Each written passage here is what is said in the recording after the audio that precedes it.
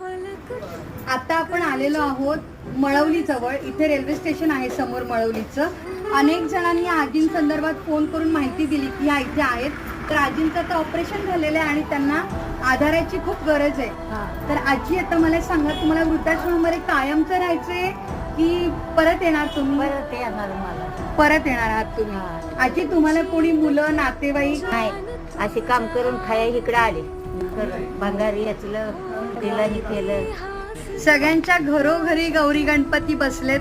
आमची गौराई मात्र अशी ही बाहेर घराच्या आहे. आता ही आमची गौराईच म्हणायची. आता इथल्या एरियामधल्या लोकांनी सुद्धा आजीला खूप मदत केलेली आहे. आणि आता हे आपल्याकडे पोलिसांकडनं जीडी घेऊन येतील आणि वृद्धाश्रमामध्ये आजींना आणून सोडतील.